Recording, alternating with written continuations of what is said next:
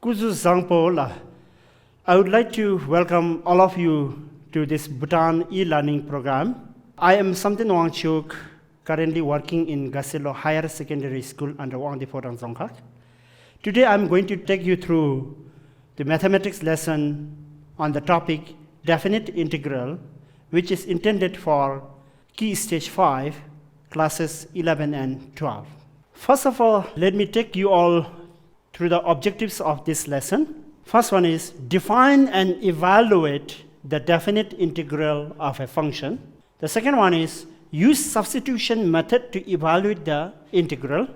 Define definite integral as the limit of sum and list and use the properties of definite integral. So these are the objectives that we are going to cover. Now we have learned indefinite integral. Now before moving on to the application of integral calculus, let's understand the meaning of definite integral. Let me read out this. The difference in the values of an integral of function f of x for any two assigned values of independent variables x, say a and b, is the definite integral of f of x over the range a to b. It is denoted by this integral from a to b.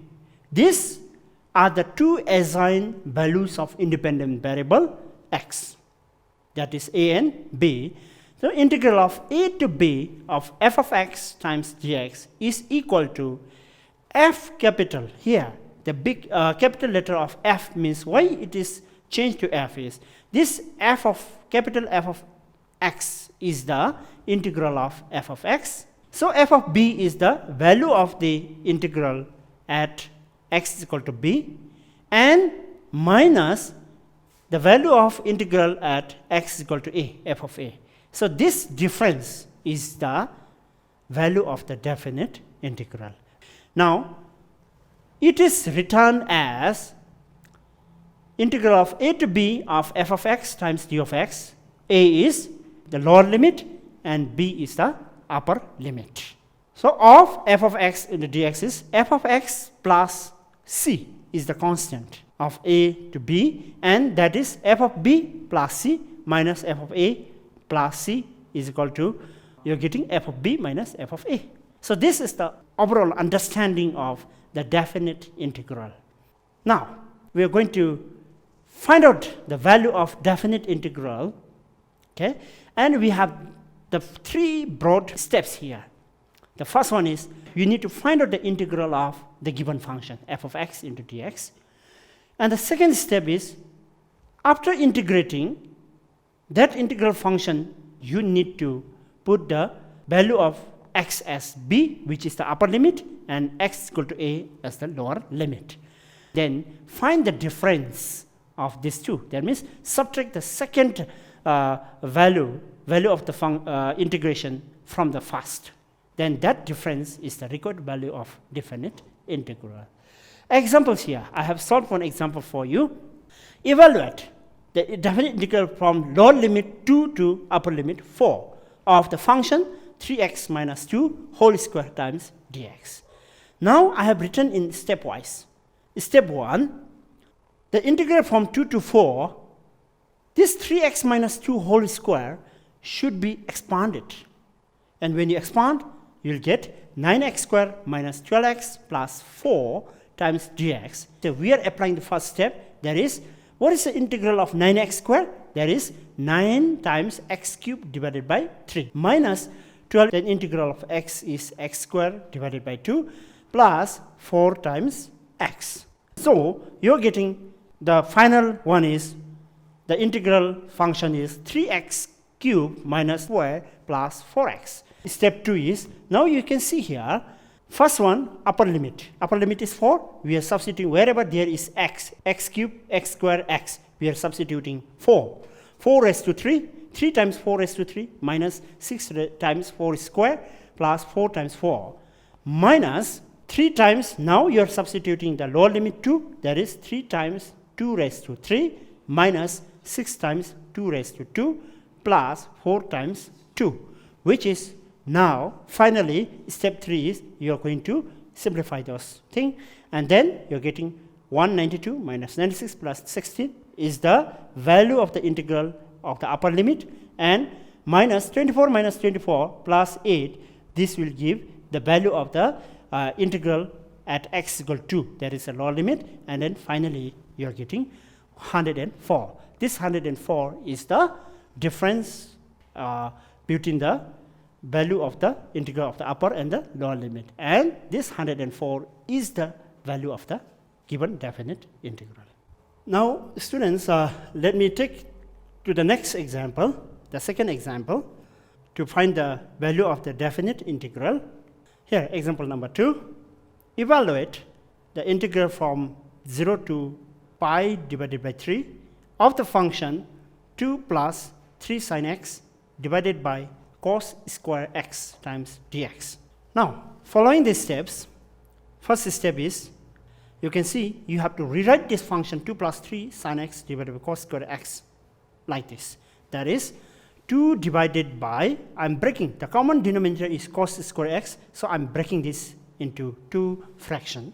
That is 2 divided by cos square x plus 3 times sin x divided by cos x times cos x, because cos square x can be written as cos x times cos x, then whole times dx, which is equal to 0 to pi divided by 3 of, now what is 2 divided by cos square x?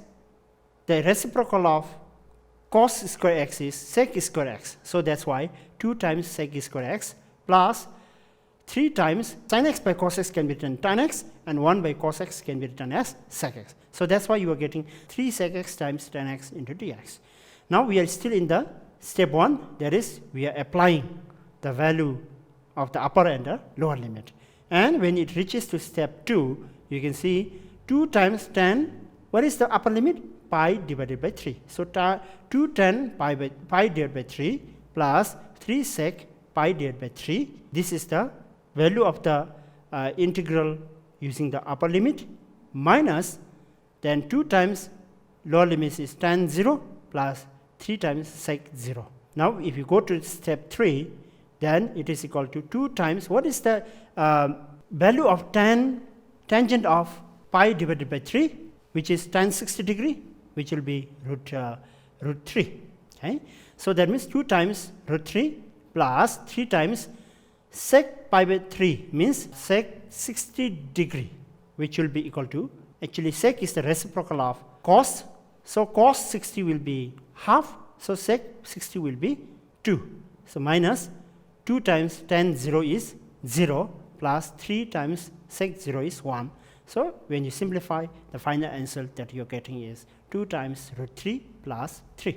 So this is the value of the, and then I want you to do yourself again some more questions. Evaluate the following definite integrals. The first question is the definite integral from the lower limit 4 to upper limit 9 of root x into dx. Then question number 2 is the integral of the function from a lower limit pi by 4, pi divided by 4 to the pi over 2 of cos theta times cos x squared theta times d theta.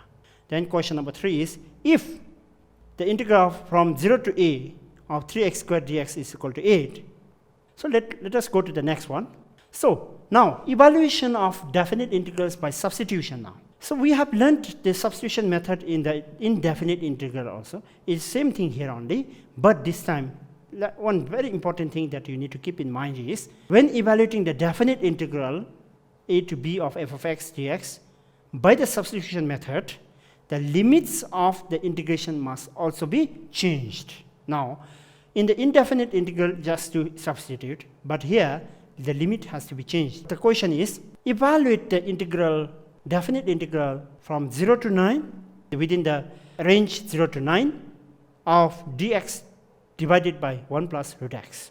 The solution here is, now we are using the substitution method. So when you substitute, we are going to substitute x as t square, so that dx is equal to 2t dt. You are getting that one. Now sentence here is when x is equal to 0. Why it is written as x is equal to 0? Because our original limit is 0 to 9, 0 and 9. When x is equal to 0, we have substituted x equal to t square, so t square is equal to 0, which means t should be equal to 0. And when x is equal to 9, upper limit, then t square is equal to 9, t will be equal to 3. So our new limits are 0 to 3 now, instead of 0 to 9. That's why when you evaluate definite integral by substitution method, the limits of the integration must also change. Therefore, the integral from 0 to 3 is dx divided by 1 plus root x into 2x is equal to 0 to 3. So instead of dx, I have substituted 2t dt, because we have got dt divided by 1 plus root of x is t. So which will be equal to 2 times 2 is a coefficient you take outside, and then 0 to 3, and then I'm rewrite this t divided by 1 plus t as 1 plus t divided minus 1 divided by 1 plus t. So if you separate this, common denominator is 1 plus t. So 1 plus t divided by 1 plus t minus 1 divided by 1 plus t will give you 1 minus 1 by 1 divided by 1 plus t into dt, which is equal to 2 times, what is the integral of 1 now? Is t with respect to t, because integral of 1 divided by 1 plus t will be log of 1 plus t, and we are applying the limits here, and then if you substitute, the final last line you can see here is equal to 2 times, what is the, we are substituting the upper limit 3 minus log 4 minus 0 minus log 1, which is 2 times 3 minus log 4, which is 6 minus 4 log 2. This is the final answer. So this is how, when you use the substitution method in the definite integral, you need to change the upper limit and lower limits will be also changing. Okay, so this is example for you, and then to try yourself again, I have a question for you again. I have 2 questions here. So that is, evaluate the following integral from 0 to 1, x raised to 5 divided by 1 plus x raised to 6 times dx. Then second question is 0 to pi over 2 times cos x divided by 1 plus sin x into times 2 plus sin x into dx. Please try this question. Let me take you through the definition, how to find the value of the definite integral using the limit of sum. So if f of x is a continuous function in the interval a to b, so you know very well about interval a and b. A and b is nothing but it is the something like is a lower limit and the upper limit, where a and b are finite. Finite means it's we can find out the value of a and b is given, and b is greater than a, and if the interval a to b be divided, now this interval a to b is divided into n equal parts, each of with h, so that h is equal to the ratio between the difference of the upper limit minus lower limit divided by n. Then you can see in this box here that integral of a to b of f of x is limit. You are taking the limit. You have learned the limit. So limit of n tends to infinity of b minus a divided by n of f of a. Why it is f of a? Finding the value of the lower limit here of the given function, f of a plus h, f of a plus 2h plus f of a plus the last one is n minus 1 times h. So a to b is f of x times dx, which is limit of b minus a divided by n is h. So when h tends to 0, so you can see here f of a plus h plus f of a plus 2h plus f of a plus n minus h. When n tends to infinity, then the h width of the rectangle will also tends to 0, which means h tends to 0. This is called the definite integral of f of x between the limits a and b. So solving examples for limit of sum. Now I have a question for you. I'm going to solve this. Evaluate the following integral as a limit of sum. Here, 1, find the integral of 2 to 3 of x dx. Now solution here, you can see f of x is equal to what? X. The function is x. Then what is a? 2. B is 3. NH means the difference between the upper limit and lower limit, that is b minus a, and that is 3 minus 2 equal to 1. Therefore, the integral of x dx is limit h tends to 0. That means 2 plus f of a is 2, because f of x is equal to x means f of 2 is 2. So 2 plus h, 2 plus 2h plus then 2 plus n minus 1h. And we follow the same steps for this from the definition, and limit in this step, limit of h tends to 2n. Why it is 2n? There are n number of 2. So 2n plus h times 1 plus 2 plus 3 plus n minus 1. Limit h of h tends to 0 is 2n plus h n minus 1 times n, because this the sum of 1 plus 2 plus 3 plus n is arithmetic series. You have learned about the arithmetic series, sum of the arithmetic series. That idea you have to use. So that is limit h tends to 0 to nh then plus n square. Why we are doing nh is here we got the value of nh is equal to 1. So we are going to substitute later. So in the third last line you can see 2nh plus 2n square h square divided by 2 minus nh divided by 2 times h. So what is nh? 1. So 2 times 1, then 1 squared by 2 divided by 2 minus half into h. So when h tends to 0 means wherever there is h, you can finally substitute 0. So 2 times 1 is 2 plus 1 half, which is equal to 5 divided by 2. So this is the method of using limit of sum to find the value of the definite integral. Property number 1 says that a to b is f of x into dx is equal to, so here f of y into dy. That means you can just go through that property, and then if you come across any questions, then you can use this property later. Then property 2 is interchange of limits. See, our limit is, earlier the lower limit is a and upper limit is b of f of x into dx. Now if you change lower limit as b and upper limit as a, then the sign in the front will be negative. You need to change the sign. Then property number 3 is a to b of f of x dx. Then you can look at the diagram here. You can look at the diagram here, and this diagram you can see a to b is a function, ab is a function, f of x is a function, and then the limit first one is a to c. The limit goes from a to, first limit is from here to here. We want to find the area of this portion, then next is area of this portion, and if you add these two, then that will be the area of the total region A, C, D, B. Then property number 4 will be 0 to a f of x, then 0 to b. Just go through this property. This property, it may be useful when you solve few problems from here. Then property number 5 is minus a to a f of x dx is equal to 0 or 2 times 0 to f of x dx according to f of x is an odd or an even function of x. So you have learned even and odd function also. So please use those. It depends. Property number 5 will be used when the functions are either odd or even functions. So these are the property, and we have 5 properties. I'll use property number 3 to solve this question. It's a modulus function. 2 to 8 of x minus 5. It is a modulus function, and since x minus 5 can be written as, it can be either negative x minus 5 or positive x minus 5. So first line here is x minus 5 if x is greater than 5. X is greater than or equal to 5 minus x. Why it is minus x here? If you take the negative of this portion, negative times x minus 5 is negative x plus 5 if x is less than or equal to 5. Therefore, 2 to 8, you are getting the same, you can use the same method.